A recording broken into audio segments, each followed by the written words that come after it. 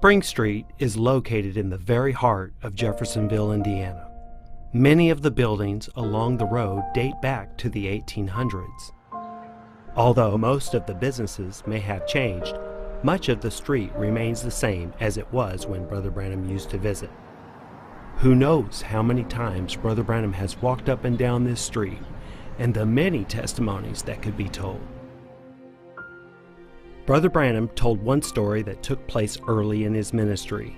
It was of a man from Paducah, Kentucky, who was sick and had a dream that he should go to Jeffersonville, Indiana, and have someone by the name of Branham pray for him.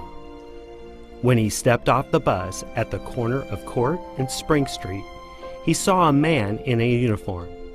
Little did he know that this was actually Brother Branham himself. He said, I live in Paducah, Kentucky.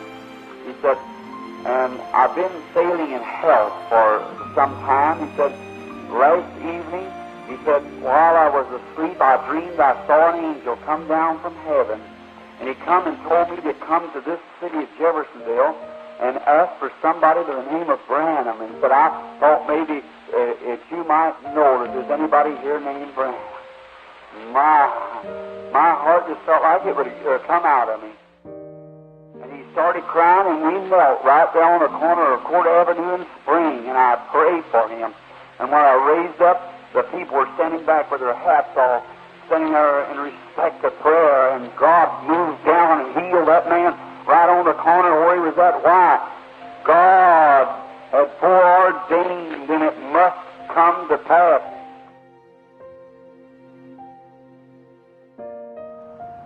One of the oldest establishments and the most well-known place on Spring Street is Shemp's Confectionery. It is here that Brother Branham used to visit when he was just a child to buy Red Hots.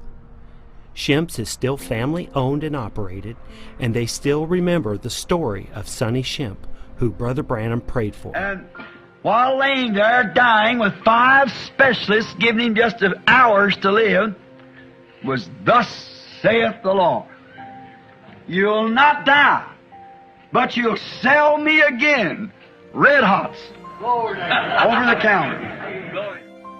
A few years later, Brother and Sister Branham went into Shemp's to buy some candy. And they're a great, big, strong, healthy-looking fellow. And I walked over at the counter, looked at it, looked down like this. I said, I'll take a pound of those Red Hots. And he said, yes, sir. So his sister was waiting on my wife, and so he got them out. I said, I used to eat them a long time ago over here in the picture show. Keep my head down. And he said, yeah. I said, man, the kids buy that. They still buy it. He said, my father made that, fixed up that for me. I said, I really like them. Now, after he got all fixed out and handed to me, he says, anything else? And I said, I don't know. And raised up. Oh, my. He said, Brother Branham. I said, here's a Red Hots that I told you, thus saith the Lord.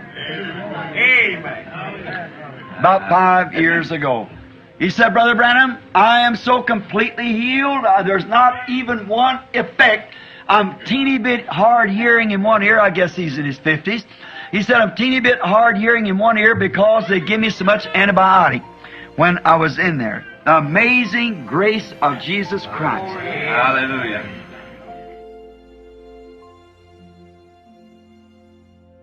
Just down the street from Shemp's, Spring Street ends at the Ohio River.